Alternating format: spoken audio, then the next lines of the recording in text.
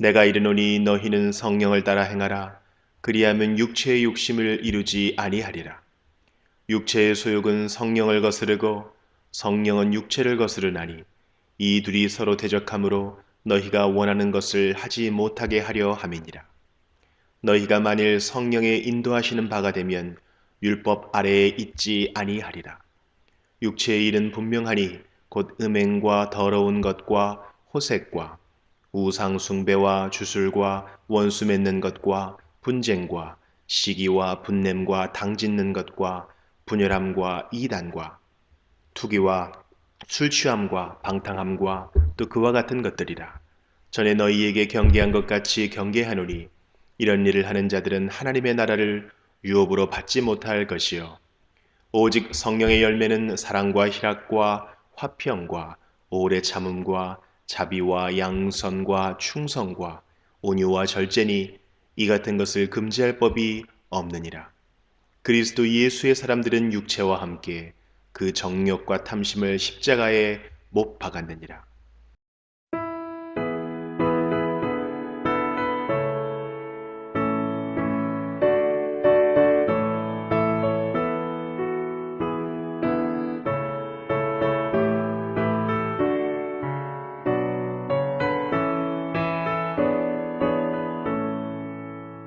주가 세상을 다스리니 그 위엄이 넘쳐나고 그의 나라와 주의 영광 온 하늘에 가득하다.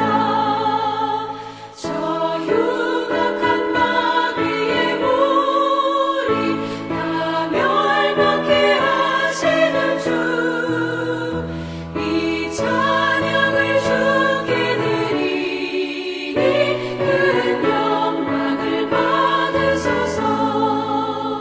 주가 권능의 손으로서 이 세상을 창조하니 그의 놀라운 창조 솜씨 만 백성이 경탄하네.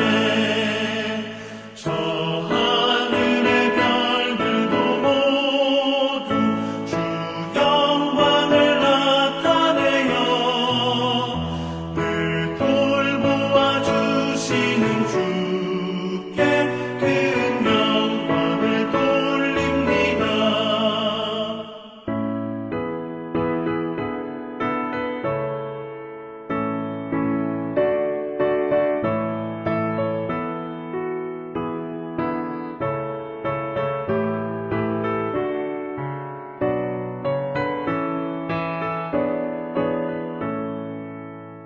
주가 세상의 피조물을 인간에게 다 맡기고 순종하라는 말씀으로 그 권위를 주셨도다.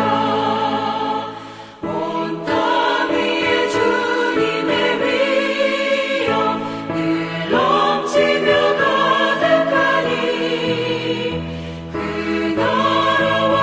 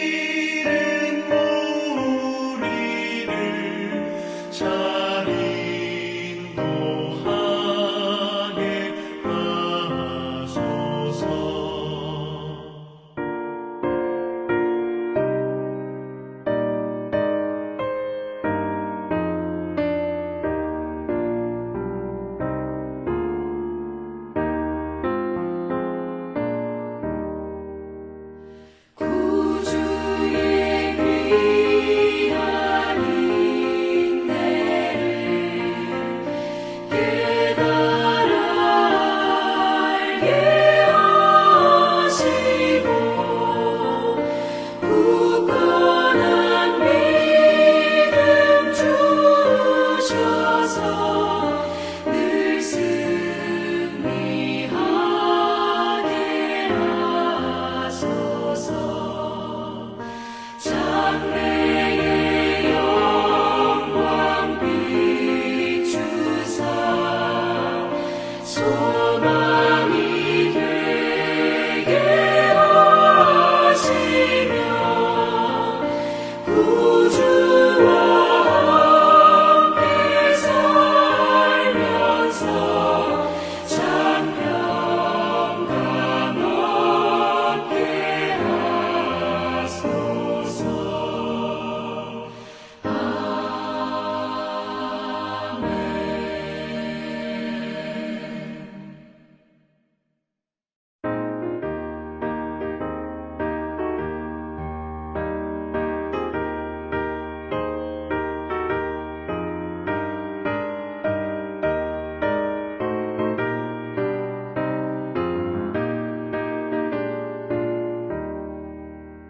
옳은 길 따르라 의의 길을 세계 만민을 찾는 길, 이 길 따라서 살기를 온 세계에 전하세. 만 백성이 나갈 길, 어둠 밤지나 모동 든다. 환한 빛 보아라 저기, 주 예수의 나라 이 땅에 곧 오겠네 오겠네. 주 예수 따르라 승리의 주 세계 만민이 나갈 길과 진리요 참 생명 내 창검을 부수고 다 따르라와 평화 어둠 밤지나 모동 든다. 환한 빛 보아라 저기, 주 예수의 나라 이 땅에 곧 오겠네 오겠네.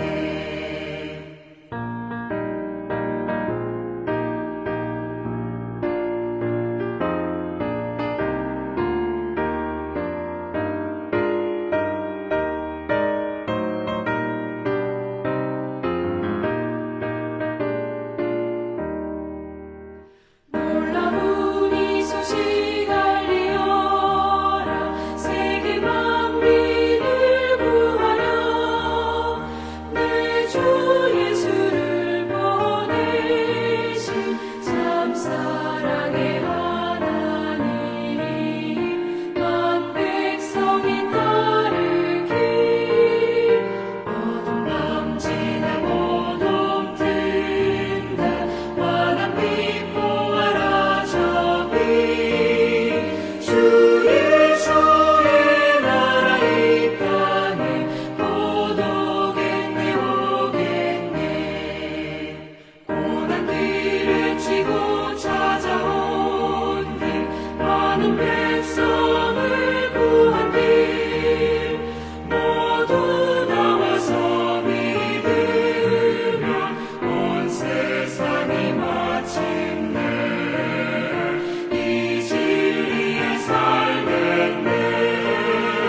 어둠 밤지나 모동 든다.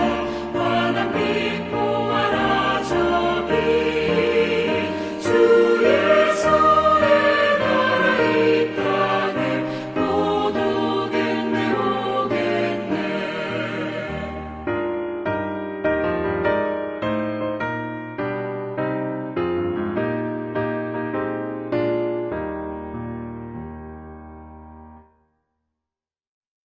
오늘은 누가복음 9장 22절부터 살펴보도록 하겠습니다. 22절부터 26절까지는 첫 번째 순환 애고와 십자가의 도가 나옵니다. 22절입니다. 이르시되 인자가 많은 고난을 받고 장로들과 대제사장들과 서기관들에게 버림받아 죽임을 당하고 제3일에 살아나야 하리라 하시고, 이렇게 예수님의 죽으심과 부활하심을 이미 다 예고하셨습니다. 즉 예고하시고 그 길을 가신 것입니다. 그러니까 그분은 정말 메시아이십니다. 23절입니다. 또 무리에게 이르시되 아무든지 나를 따라오려거든 자기를 부인하고 날마다 제 십자가를 지고 나를 따를 것이니라. 아무든지 즉 누구든지 예수님을 따라오려거든 자기를 부인해야 한다고 말씀하십니다. 여기서 자기를 부인한다는 헬라어는 아파르네오마인데 뜻은 자신을 완전히 포기한다라는 뜻입니다. 아파르네오마이, 자기를 부인한다는 것은 자신을 억제하는 정도가 아니라 자신을 완전히 포기한다는 것입니다. 그러니까 나의 생각을 포기하고 나의 성품을 포기하고 나의 습관을 포기하고 나의 삶 전체를 완전히 포기하는 것을 말합니다. 그것이 바로 자기를 부인하는 것입니다. 더 나아가 결국은 자기의 목숨까지 포기할 수 있어야 되는 것입니다. 주님을 위해 죽을 수 있는, 순교할 수 있는 것을 말하는 것입니다. 그래서 23절을 다시 보시면 주님을 따르기 위해서는 이렇게 먼저 자기를 부인해야 되고, 두 번째는 우리가 날마다 자기 십자가를 지고 예수님을 따르는 것입니다. 자기 십자가를 진다는 것은 주님께서 하신 말씀, 하나님께서 하신 말씀을 지키며 따르는 것입니다. 나에게 우리에게 맡기신 일들을 최선을 다하며 사명을 마지막까지 다하는 것입니다. 예수님께서 이 땅에 오셔서 십자가를 지시며 다 이루신 것처럼 우리의 생명을 다하는 순간까지, 하나님의 품에 가는 그때까지 하나님의 말씀을 지키며 나에게 맡기신 일들을 감당하는 것입니다. 바울 사도는 고린도전서 15장 31절에서 형제들아, 내가 그리스도 예수 우리 주 안에서 가진 바 너희에게 대한 나의 자랑을 두고 단언하노니 나는 날마다 죽노라 라고 이런 고백을 합니다. 이처럼 우리도 하나님의 말씀을 지키며 순종하기 위해, 하나님의 일을 위해, 하나님의 사명을 감당하기 위해 날마다 자기를 죽이는 것입니다. 왜냐하면 주님께서 주님을 따르려면 하루만 아니라, 한 달만 아니라, 1년만 아니라 날마다 자기 십자가를 지고 나를 따르라고 이렇게 분명히 말씀하셨기 때문입니다. 24절입니다. 누구든지 제 목숨을 구원하고자 하면 잃을 것이요 누구든지 나를 위하여 제 목숨을 잃으면 구원하리라. 아주 역설적인 말씀입니다. 그러니까 자기 목숨을 구원하고자 하면 잃게 되지만 주님을 위하여 자기 목숨을 잃으면 구원하신다는 것입니다. 그렇다면 구원을 받으려면 주님을 위하여 목숨을 바쳐야 됩니다. 환난의 때, 어려울 때 주님을 위하여 목숨을 바쳐야 한다는 것입니다. 이것이 우리 기독교의 상식입니다. 예수님의 제자들은 이 말씀을 그대로 받아들였습니다. 물론 사도 요한은 순교를 하지 않았지만 요한의 삶을 보면 사도 요한도 순교한 거나 마찬가지입니다. 그래서 가룟 유다를 제외하고 제자들 모두 이 말씀대로 주님을 위해서 목숨을 버리고 순교를 했습니다. 그러니까 목숨을 버릴 정도로 각오를 해라, 이런 정도가 아니라 예수님의 제자들은 실제로 다 목숨을 바쳤습니다. 예수님을 증거한다는 말이 헬라어로 마르티오입니다. 그런데 순교한다는 말도 마르티오입니다. 예수님을 증거한다는 말과 순교한다는 말이 원어인 헬라어는 똑같은 단어를 쓰고 있습니다. 그러니까 당시 초대교회는 예수님을 믿기만 해도 유대 사회에서 왕따는 물론이고 목숨을 내놓아야 했습니다. 그럴 때에 예수님께서 그리스도이신 것을 증거한다는 것은 목숨을 내놓아야 하는 것입니다. 그래서 예수님은 우리의 구주, 메시아이심을 증거하고 전도하려면 당연히 목이 달아나는 거니까 마르티오라는 말이 증거하다는 말도 되고 순교하다는 말도 되는 것입니다. 여러분, 우리에게 이렇게 복된 소식, 하나님의 말씀이 전해질 때까지 얼마나 많은 사람들이 순교를 해서 전달이 되었겠습니까? 그래서 우리도 진리를 위해서, 주님을 위해서 목숨을 바쳐야 될 그런 환란 때에 있다면 정말 말씀하시는 그런 끔찍한 환란의 날을 대비하여 평소에 말씀을 잘 준비하고 비장한 각오를 가지고 살아야 된다는 것입니다. 그러나 지금은 환란의 때가 아닙니다. 그렇지만 진리의 말씀과 성도들이 세속화되어 버린 매우 혼탁한 때입니다. 정신을 차리지 않으면 신앙을 버릴 수 있는 아주 위험한 시대에 살아가고 있습니다. 누가복음 17장에서 말씀하시는 노아의 때, 노새 때와 같습니다. 이럴 때일수록 우리는 세상과 다르고 하나님을 위해 구별된 거룩한 자로 살아야 합니다. 공의롭게 정의롭게 살아야 합니다. 하나님의 말씀대로 살아야 합니다. 이렇게 사는 자가 의인입니다. 예수님을 믿으면서 세상 사람들과 똑같이 살며 거룩하지 못한다면 주님을 따라가지 못합니다. 그래서 우리는 세상은 혼탁하지만 거룩한 의인으로 세속화되지 말고 세상에 하나님의 거룩하심을 보여주면서 복음을 전하며 목숨까지도 주님을 위해 드릴 수 있는 모든 성도들이 되기를 주님의 이름으로 축원합니다. 25절입니다. 사람이 만일 온 천하를 얻고도 자기를 잃든지 빼앗기든지 하면 무엇이 유익하리요? 그렇습니다. 세상 방법대로 살면서 세상의 모든 것을 가지고도 구원받지 못하면 아무 유익이 없고 아무런 가치가 없습니다. 26절입니다. 누구든지 나와 내 말을 부끄러워하면 인자도 자기와 아버지와 거룩한 천사들의 영광으로 올 때에 그 사람을 부끄러워하리라. 줄을 치시기 바랍니다. 누구든지 나와 내 말을 부끄러워하면 여기서 나는 누굽니까? 예수님이십니다. 그래서 우리가 첫 번째 예수님을 부끄러워하면 안 됩니다. 그리고 두 번째는 내 말, 즉 예수님의 말씀을 부끄러워하면 안 됩니다. 내가 예수님을 믿는다는 것을 다른 사람들 앞에서 부끄러워해서는 안 된다는 것입니다. 내가 교회 다니는 성도라는 것을 부끄러워해서는 안 된다는 것입니다. 그리고 하나님의 말씀대로 사는 것이 부끄러워서는 안 된다는 것입니다. 하나님의 말씀을 지키고 전하는 것이 부끄러워서는 안 된다는 것입니다. 우리가 이것을 부끄러워한다면 우리 주님께서 오실 때 우리를 부끄러워하신다는 것입니다. 그래서 우리는 절대로 예수님을 믿는다는 것과 하나님의 말씀을 부끄러워하지 말고 자랑스러워 하시기를 바랍니다. 이제 27절부터 36절까지는 예수님께서 영광스러운 모습으로 변화하신 사건이 나옵니다. 27절과 28절입니다. 내가 참으로 너희에게 이르노니 여기 서 있는 사람 중에 죽기 전에 하나님의 나라를 볼 자들도 있느니라. 이 말씀을 하신 후 8일쯤 되어 예수께서 베드로와 요한과 야고보를 데리고 기도하시러 산에 올라가사 27절에 여기 서 있는 사람 중에 죽기 전에 하나님의 나라를 볼 자들은 바로 28절에 나오는 베드로와 요한과 야고보입니다. 그리고 예수님께서 베드로와 요한과 야고보를 데리고 기도하시러 산으로 올라가셨습니다. 29절에서 31절입니다. 기도하실 때에 용모가 변화되고 그 옷이 휘어져 광채가 나더라.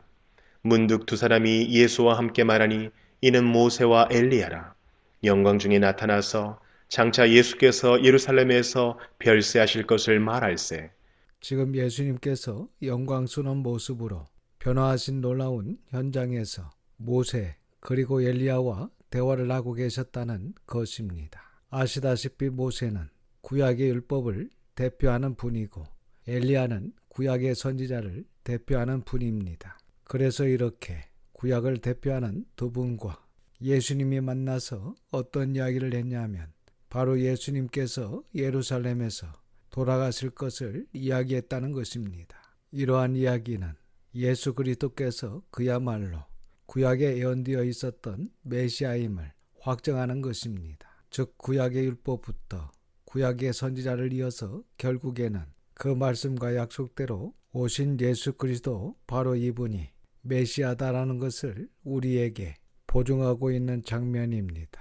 이렇게 세 분이 대화하고 있는 대화 내용은 누가가 유일하게 기록하고 있습니다. 32절과 33절입니다.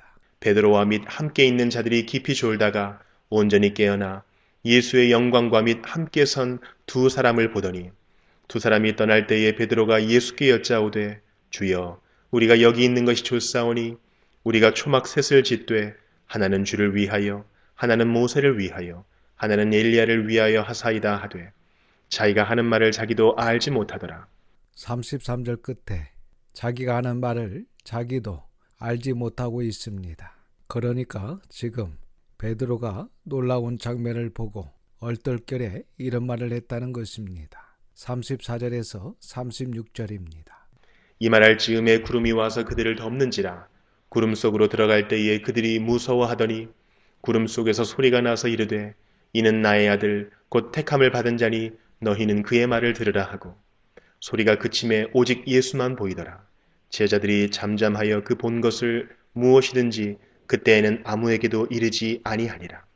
35절 중반절에서 36절 앞부분에 줄을 치시기 바랍니다. 이는 나의 아들 곧 택함을 받은 자니 너희는 그의 말을 들으라 하고 소리가 그침에 오직 예수만 보이더라. 그렇습니다. 오직 예수님만. 그러니까 지금 예수 그리스도께서 우리의 왕이시기 때문에 이제는 모세와 엘리야만 쳐다보지 말고 예수님의 말을 들으라는 것입니다.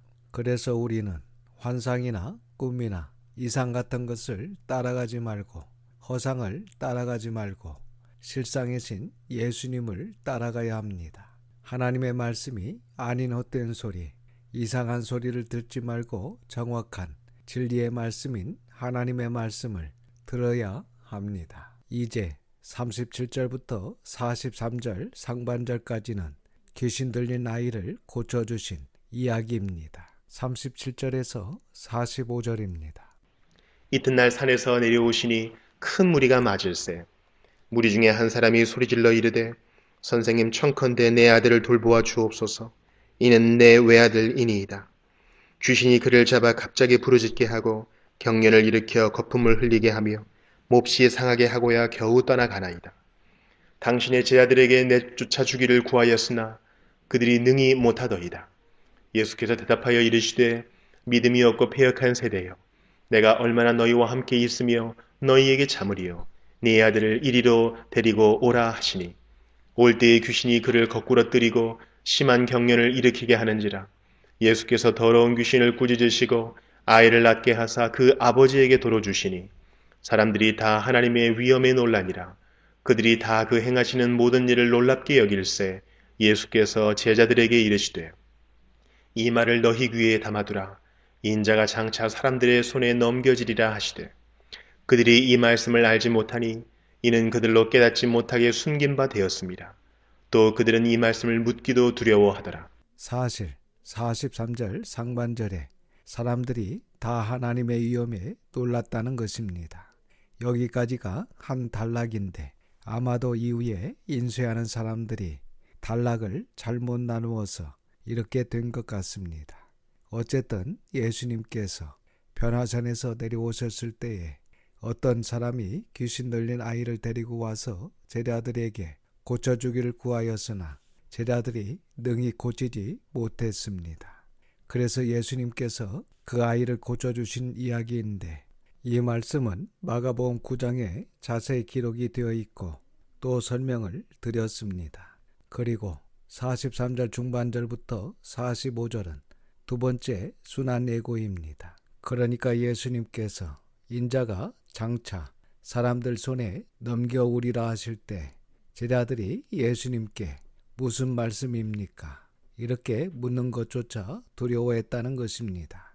왜냐하면 예수님께서 사람들 손에 넘겨질 것이라고 하시니까 두려운 것입니다. 그러니까 지금 제자들은 예루살렘에 올라가면 이번에는 그야말로 세상이 뒤집히는 혁명이 일어날 것이고 그래서 새로운 세상이 열릴 것이다. 이런 생각들을 하고 있는데 예수님께서 전혀 다른 말씀을 하시니까 주님 무슨 말씀이 있습니까? 이렇게 묻기도 두려운 것입니다. 그런데 그런 와중에 46절에서 48절을 보시면 제자 중에서 누가 크냐 이런 이야기를 하고 있습니다. 46절에서 48절입니다. 제자 중에서 누가 크냐 하는 변론이 일어나니 예수께서 그 마음에 변론하는 것을 아시고 어린아이 하나를 데려다가 자기 곁에 세우시고 그들에게 이르시되 누구든지 내 이름으로 이런 어린아이를 영접하면 곧 나를 영접함이요 또 누구든지 나를 영접하면 곧 나를 보내신 이를 영접함이라. 너희 모든 사람 중에 가장 작은 그가 큰 자니라. 정말 예수님의 마음이 어떠셨을까요? 지금 예수님의 공생의 사역 거의 막바지, 그러니까 제자들이 3년 가까이 예수님의 제자로 함께 했는데 이제 이런 생각이 난 것입니다. 우리 중에 누가 크냐?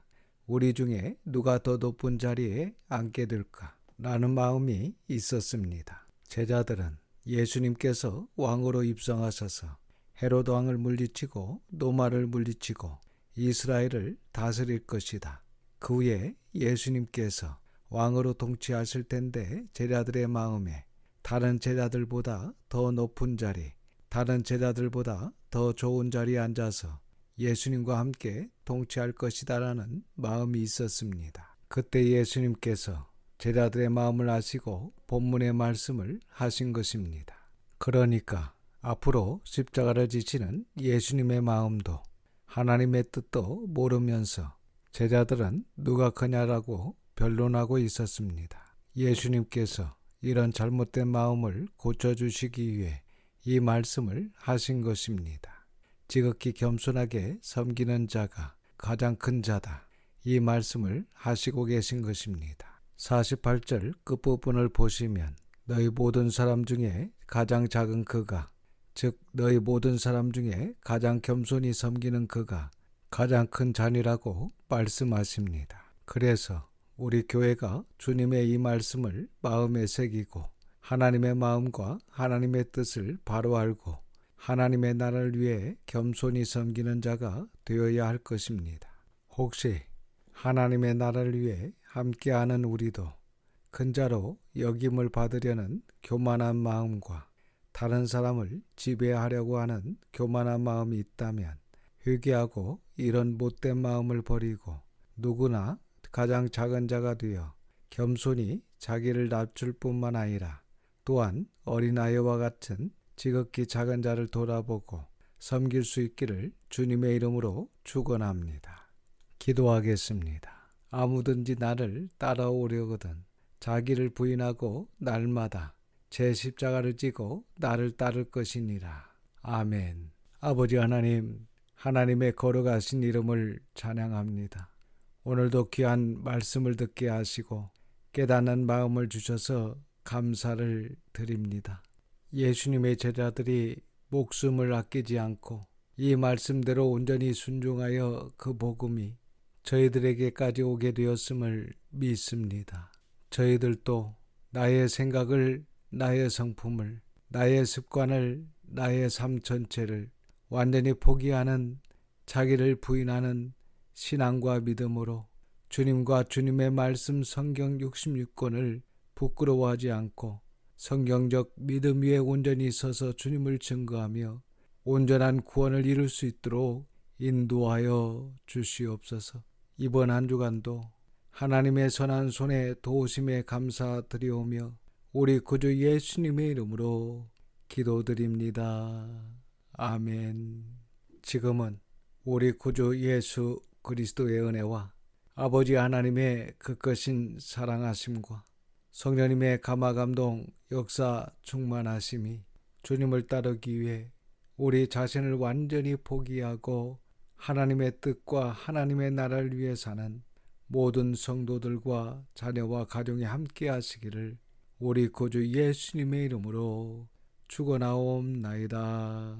아멘.